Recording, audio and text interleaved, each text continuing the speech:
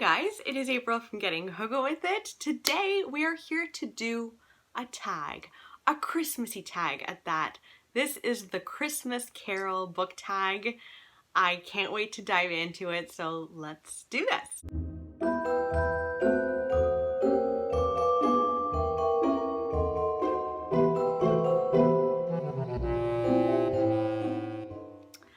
This tag was created by the lovely Lauren Wade, and I just absolutely adore this tag. It's so perfect for everyone doing Vlogmas, so thank you, Lauren, for that. It is totally based on A Christmas Carol, which is the classic Christmas book. If you haven't read A Christmas Carol, I mean, what are you waiting for?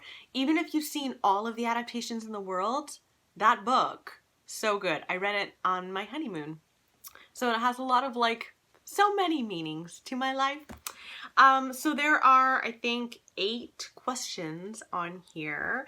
So question number 1 is Ghost of Christmas Past, a book that was a childhood favorite. And for me, this was The Princess and the Goblin. This is the copy that I read when I was little. It's by George MacDonald, and I adored this book. It is about a princess who meets a little boy named Curdy.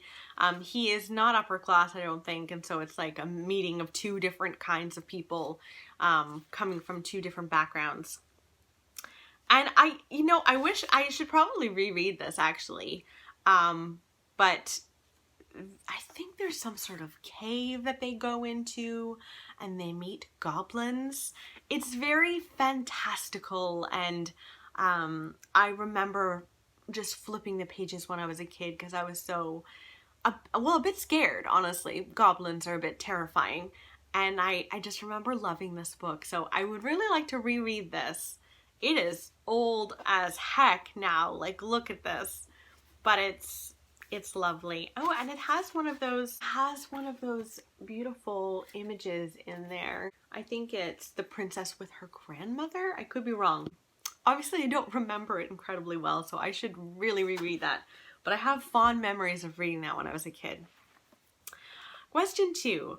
Ghost of Christmas Present, a recent book that you think will become one of your all-time favorites. Now, this year I've read a lot of thrillers, like by far more thrillers than any other genre. And one of the best thrillers that I read that really surprised me was Sometimes I Lie by Alice Feeney. This is about a woman who finds herself in a coma, aware of her surroundings, but she's still in a coma, so she can't really say anything. And she's surrounded by her sister and her husband, which should be comforting, but it's actually terrifying for her because she thinks one of those 2 actually put her in the coma in the first place. And you flash back to her childhood. There's child diary entries in here, which I loved. And then you also have a little glimpse back, like just a week before she went into the coma and what landed her in the coma. And so it's this wonderful mystery that you're slowly discovering what happened to her in the present, and then also her crazy childhood. I loved the amount of twists and turns in here. I also loved the character development in here. I thought was really good, like on par, well, not on par with Gillian Flynn because she's queen, but very good, like up there. And character development means a lot to me in my thrillers. So I would definitely recommend that one. Question 3. Ghost of Christmas Yet to Come, a book coming out next year you're most excited about. And again, I'm going with Alice Feeney. She's coming out with a book called His and Hers. And this is about a couple who had broken up. They're divorced, I think, or they're separated, one of the 2. And one of their mutual friends dies, and they get completely embroiled in this. I think he's in the police force somehow, so they get enraptured in this somehow. I don't know if they're suspected or they're trying to figure out what happened to their friend. Knowing Alice Feeney, it will be unbelievably twisty-turny, and I am here for that, so I can't wait for that one.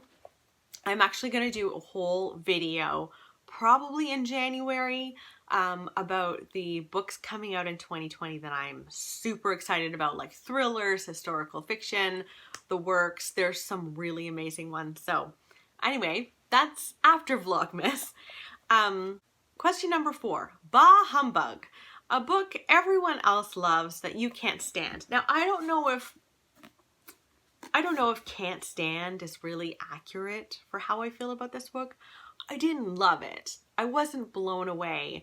I should just say what it is. It's Daisy Jones and the Six by Taylor Jenkins Reid.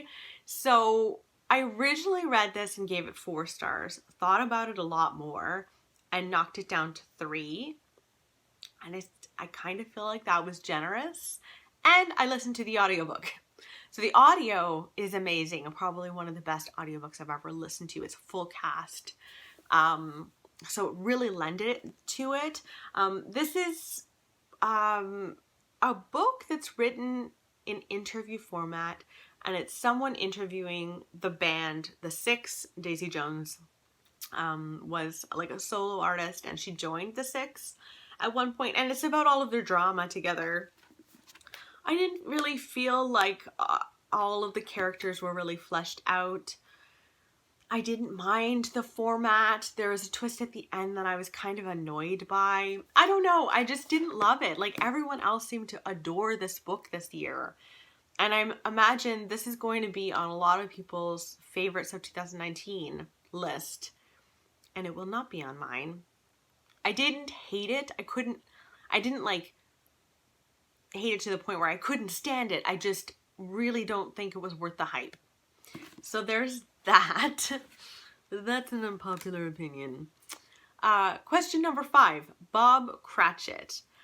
An old dependable you always recommend. And so, okay, I have 2 here.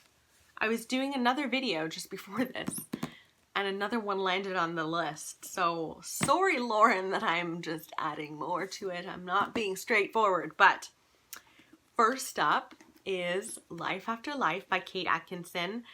I don't know if I would recommend this to everyone. It is literary fiction. It can be a bit confusing because you follow a woman named Ursula. She lives her life over and over again, and she sometimes dies very early in life. Sometimes she gets further on, and you actually see her living through World War II. So she really has a range of a life. And I think that might be confusing for some people, or some people would not appreciate it, but I loved this book. This book is one of my all-time favorite books. It's so good. So if I know someone likes historical fiction or like sci-fi and wants to get into historical fiction, I would probably recommend this. Also, if someone likes literary fiction, I will absolutely recommend this. So yeah, Life After Life is a book that I always recommend, or I often recommend. A book that I always recommend is The Book Thief by Markus Zusak. This takes place in World War II, and we follow a little girl named Liesel. She lives in Germany, and she has this habit of stealing books that the Germans are going to burn. And she finds solace in these books. She lives with this elderly couple who are actually hiding a Jewish man in their basement. They're going along and saying, oh yes, we love Hitler, all of that, but they're actually hiding this Jewish man. And it is about her relationship with this man. It's about her relationship with the kids in her town. It's so heartwarming. It's probably one of the most heartwarming books I've ever read. So I recommend this one to practically everyone. Number 6, Tiny Tim, an underhyped book that deserves more love. This is a book that came out a couple of years ago, and it was classified as a thriller, and it's not a thriller. And so I think because of that, it really went under the radar. But I loved Tangerine by Christine Mangan. She studied Gothic literature, I think, and you can tell. Oh my gosh. this takes place in Tangier, and we meet a woman who's moved there. I think it's in the 40s or the 50s. She moves there with her husband, and she doesn't really love the place. She doesn't go out a lot. I think she has a bit of anxiety about doing that. And one day her old college friend Lucy shows up, and she is shocked because she and Lucy had like a falling out. They hadn't talked in many months, potentially years, because of something that happened back in university. So Lucy shows up and she's like, I'm here, I'm gonna like stay with you, and she kind of feels like she has to go along with it. And then her husband disappears. And it is about the tension between these women, and it's so good. And the atmosphere of this, like, you can feel the sand and the heat. It is so good. If you like Gothic literature, even a little tiny bit, if you like mystery, even a little tiny bit, please go and read Tangerine. Amazing. Okay. Number 7. Today, why, it's Christmas Day. A book that always gets you in the mood for Christmas. And you can't say A Christmas Carol, apparently, which is what I would have said. This is a book that I haven't read for a very long time, that I would like to reread one day at Christmas time exclusively. It's Come Thou Tortoise. I am actually doing a whole separate video about Christmas books that I would recommend. This is on it. I'm not going to go into great detail about it, but this is another incredibly heartwarming book about a woman who comes home very suddenly because her father was hit in the head with a Christmas tree and is in a coma. And she's on her way home. It's about what happens when she gets there. It's about the tortoise named Winifred that she leaves behind. And it sounds so weird. Like, it's so hard to explain. But anyway, you'll have to go and watch that other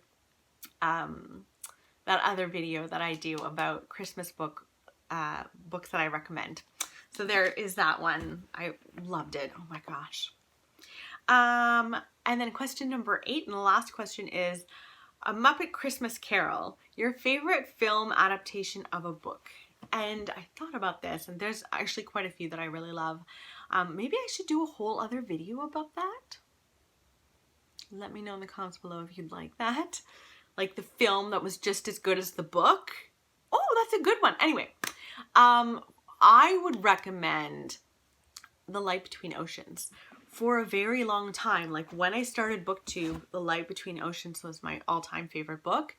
And then the movie came out, and the movie was just as good as the book. And I was thrilled.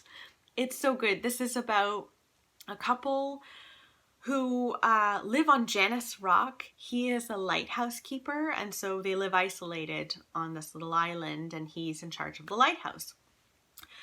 They have extreme infertility issues. They've had multiple miscarriages, and they're grieving a very recent miscarriage when suddenly a boat washes ashore, and inside the boat, it's like a little rowboat, there is a dead man and a baby that is very much alive. And so they take the baby into their home and into their hearts and their lives and raise her as their own. And there are major consequences to it. And I loved the gray in this. There's so much gray. You can understand everyone's perspective in this, which is what I love about it. And this was the first book that I read that made me feel really known about my own infertility.